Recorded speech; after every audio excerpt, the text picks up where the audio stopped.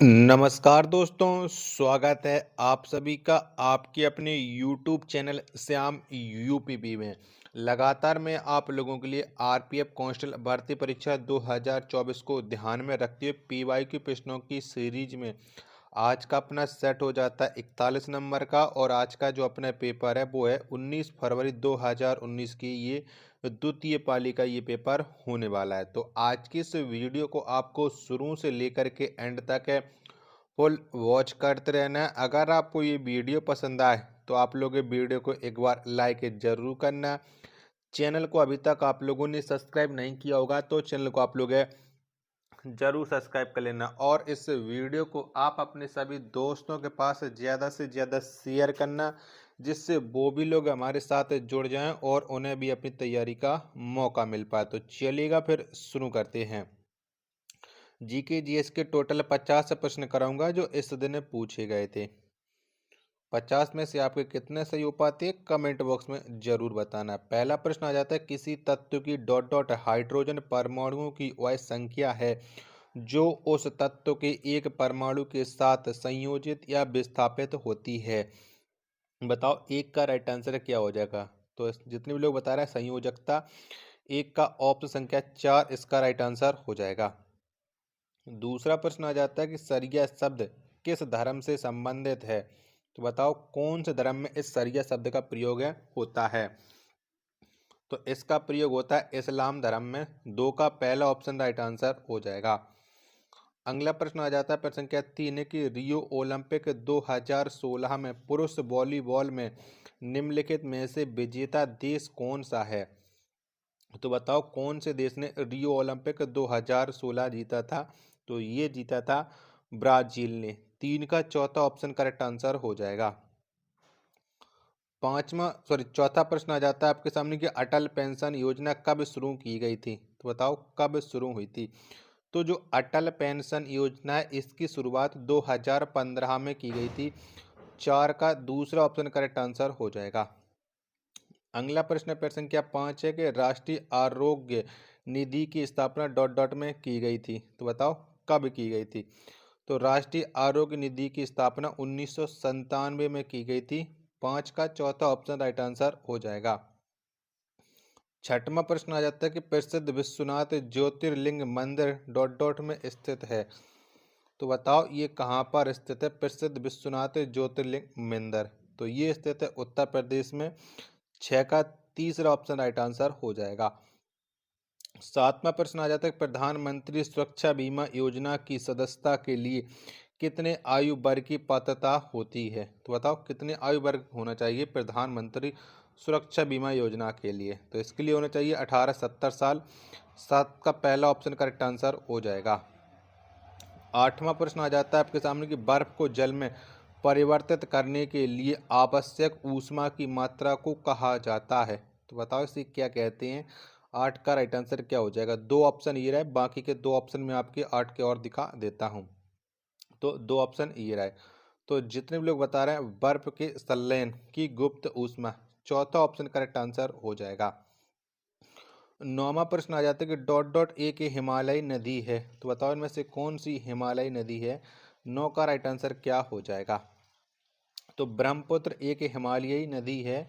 इन 9 का पहला option right answer हो जाएगा। अगला प्रश्न प्रश्न संख्या 10 आ जाता है कि प्रसिद्ध यात्री निकोलो कॉन्टी किस देश के थे। तो बताओ कौन से देश का रहने वाला था ये निकोलो कॉन्टी। तो इसका संबंध इटली से। 10 का चौथा ऑप्शन राइट आंसर हो जाएगा। 11वां प्रश्न आ जाता है कि भारत के राष्ट्रीय अभिलेखागार की देखभाल कौन सा मंत्रालय करता है। तो बताओ कौन सा मंत्रालय करता है। तो राष्ट्रीय अभिलेखागार की जो देखभाल है वो सांस्कृतिक संस्कृति मंत्रालय करता है। 11 का दूसरा ऑप्शन करेक्ट आंसर हो जाएगा। 12वें नंबर का प्रश्न आ जाता है कि राज्यसभा की अधिकतम सदस्य संख्या कितनी होती है। तो बताओ कितनी होती है। तो राज्यसभा की अधिकतम सदस्य संख्या है ये होती है 250। 12 का तीसरा ऑप्शन देने वालों का राइट आंसर हो जाएगा। प्रश्न संख्या 13 आ जाता है कि निम्नलिखित में से कौन सा एक जटिल समवाहिनी ऊतक है। तो बताओ कौन सा है। तो इनमें से जो फ्लोएम यह एक जटिल और समवाहिनी ऊतक है। 13 का दूसरा ऑप्शन करेक्ट आंसर हो जाएगा। नेक्स्ट प्रश्न आ जाता है, प्रश्न संख्या 14 है आपके सामने कि राजनीति विज्ञान में PIL शब्द का पूर्ण रूप है। तो बताओ PIL का फुल फॉर्म क्या होता है। तो PIL का फुल फॉर्म होता है पब्लिक इंटरेस्ट लिटिगेशन, यानी 14 का तीसरा ऑप्शन राइट आंसर हो जाएगा। 15वें नंबर का प्रश्न आ जाता है कि वर्ष 1859 से 60 में नील विद्रोह में बंगाल के किसानों ने डॉट डॉट फसल उगाने से इनकार कर दिया। तो बताओ कौन सी फसल उगाने से मना कर दिया था। तो बताओ उसका राइट आंसर क्या हो जाएगा। तो ये इंडिगो या नील की फसल उगाने से मना कर दिया था। 15 का तीसरा ऑप्शन राइट आंसर हो जाएगा। अगला प्रश्न प्रश्न संख्या 16 आ जाता है आपके सामने कि मानव आंख में दृश्य पटल पर आंखों के पीछे बनने वाली किसी आकृति का निर्माण होता है।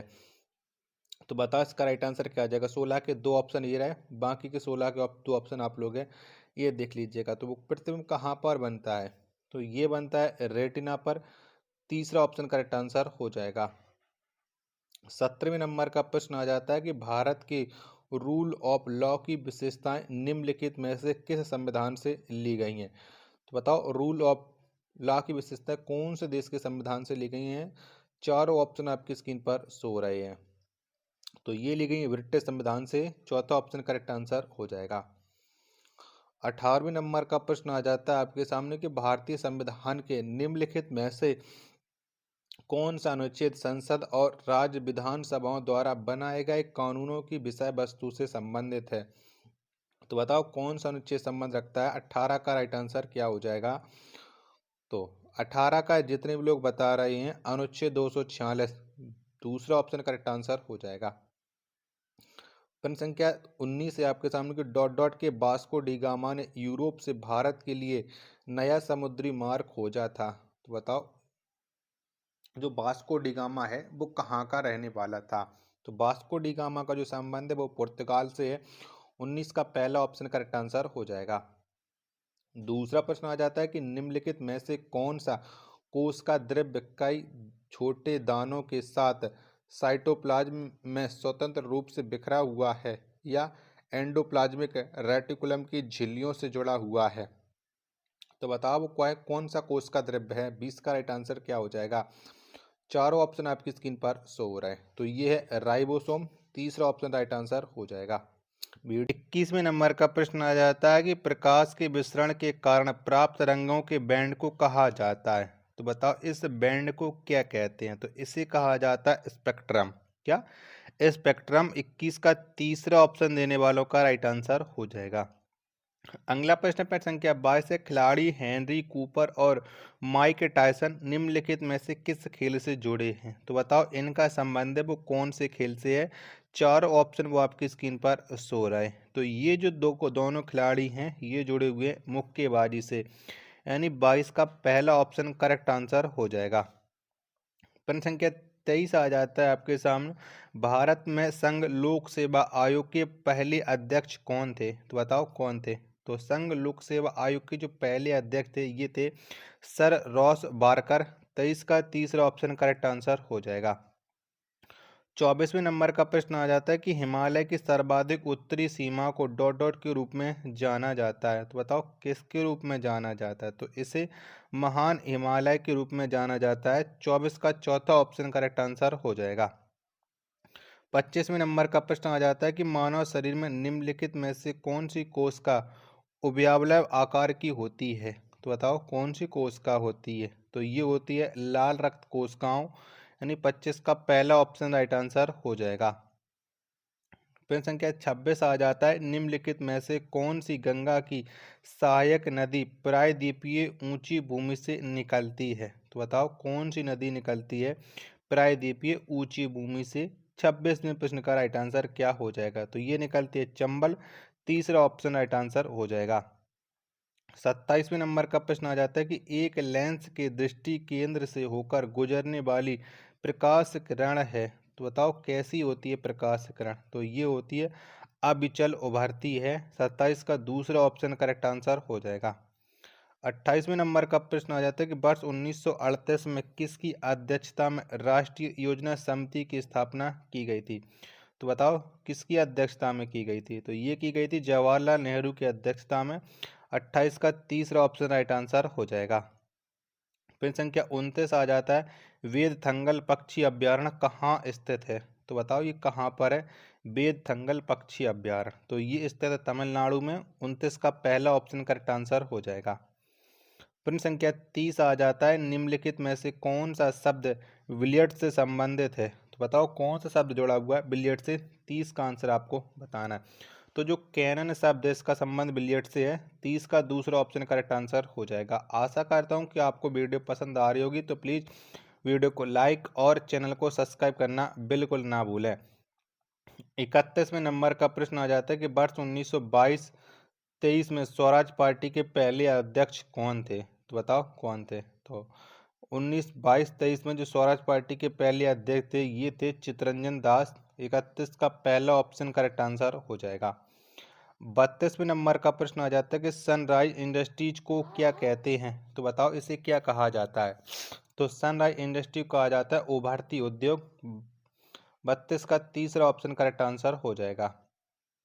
33वें नंबर का प्रश्न आ जाता है, निम्न में से किसको शुष्क बर्फ के नाम से जाना जाता है? तो बताओ कौन जाना जाता है शुष्क बर्फ के नाम से? तो ठोस कार्बन डाइऑक्साइड को जाना जाता है। 33 का चौथा ऑप्शन राइट आंसर हो जाएगा। 34वें नंबर का प्रश्न आ जाता है, निम्नलिखित में से भारत का पहला नागरिक कौन होता है? तो बताओ कौन होता है? तो भारत का जो पहला नागरिक है ये होते हैं हमारे देश के राष्ट्रपति, यानी 34 का चौथा ऑप्शन करेक्ट आंसर हो जाएगा। अगला प्रश्न आ जाता है, प्रश्न संख्या 35 है कि डिजिटल साक्षरता कार्यक्रम दिशा का पूर्ण रूप क्या है? तो बताओ क्या है?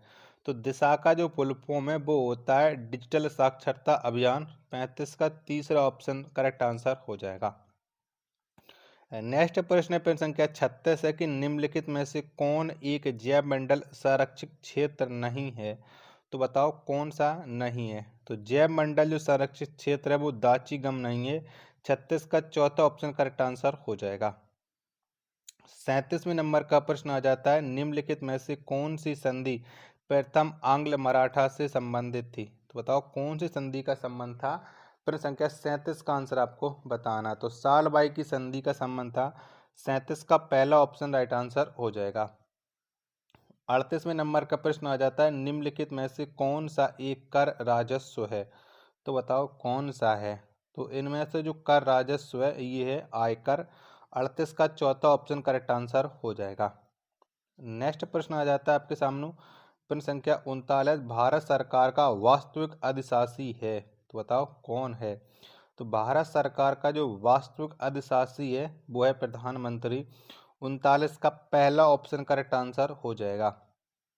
प्रश्न संख्या 40 आ जाता है आपके सामने, रात्रि आकाश में चमकने वाली समस्त पिंडों को कहा जाता है? तो बताओ क्या कहते हैं? तो इसे जो कहा जाता है वो कहा जाता है खगोलीय पिंड। 40 का तीसरा ऑप्शन करेक्ट आंसर हो जाएगा। 41वां प्रश्न आ जाता है, निम्नलिखित में से किस खेल में किसी प्रतिद्वंदी को पटकनी देकर रखने के लिए अंक दिए जाते हैं? तो बताओ कौन से खेल में दिए जाते हैं अंक? 41 का आंसर आपको बताना है। तो ये दिए जाते हैं कुश्ती में। तीसरा ऑप्शन करेक्ट आंसर हो जाएगा। 42वें नंबर का प्रश्न आ जाता है कि डॉट डॉट दुनिया में हीरे का सबसे बड़ा उत्पादक देश है? तो बताओ कौन सा है? तो दुनिया में जो हीरे का सबसे बड़ा उत्पादक देश है वो है ऑस्ट्रेलिया। 42 का तीसरा ऑप्शन करेक्ट आंसर हो जाएगा। प्रश्न संख्या 43 आ जाता है आपके सामने कि संविधान सभा की पहली बैठक के अस्थायी अध्यक्ष कौन थे? तो बताओ कौन थे? तो पहले अस्थायी अध्यक्ष ये थे सच्चिदानंद सिन्हा। 43 का दूसरा ऑप्शन करेक्ट आंसर हो जाएगा। प्रश्न संख्या 44 आ जाता है आपके सामने कि स्कीट और पिस्तौल शब्द किस खेल से जुड़े हैं? तो बताओ कौन से खेल से इनका संबंध है स्टिक और पिस्तौल का? 44 का राइट आंसर क्या हो जाएगा? तो ये जुड़े हुए हैं शूटिंग से। 44 का पहला ऑप्शन करेक्ट आंसर हो जाएगा।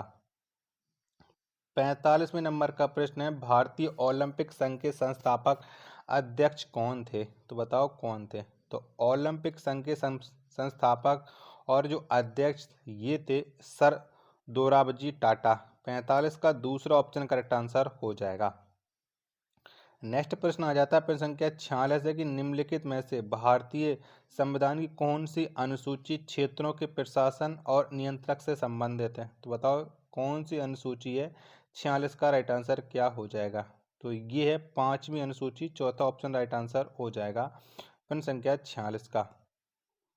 अगला प्रश्न संख्या 47 है कि निम्नलिखित में से कौन कौन लक्षद्वीप की शांति, प्रगति और अच्छी सरकार के लिए कानून बना सकता है। तो कौन बना सकता है कानून। तो इसके लिए जो कानून है वो राष्ट्रपति बना सकते हैं। 47 का तीसरा ऑप्शन राइट आंसर हो जाएगा। 48वें नंबर का प्रश्न है किसने गांधी से चंपारण में किसानों की समस्याओं पर ध्यान देने का अनुरोध किया था। तो बताओ किसने किया था। तो ध्यान देने का जो अनुरोध किया था वो राजकुमार शुक्ल ने किया था। 48 का दूसरा ऑप्शन करेक्ट आंसर हो जाएगा। 49वें नंबर का प्रश्न है कि मानसूनी हवाएं डॉट डॉट प्रकृति की होती हैं। तो बताओ ये कौन सी प्रकृति की होती हैं मानसूनी हवाएं। तो ये होती हैं स्पंदमान की। 49 का पहला ऑप्शन करेक्ट आंसर हो जाएगा। 50वां और अंतिम प्रश्न है आज के इस प्रैक्टिस सेट का, निम्नलिखित में से कौन सा एक प्राकृतिक वातावरण नहीं है। तो बताओ कौन सा नहीं है। तो उपवन यह एक प्राकृतिक वातावरण नहीं है। 50 का चौथा ऑप्शन करेक्ट आंसर हो जाएगा। आशा करता हूँ कि आपको ये वीडियो पसंद आई होगी। तो वीडियो को आप एक बार लाइक और चैनल को सब्सक्राइब करना बिल्कुल ना भूलें। मिलते हैं एक और नेक्स्ट वीडियो के साथ, तब तक के लिए धन्यवाद। जय हिंद, वंदे मातरम।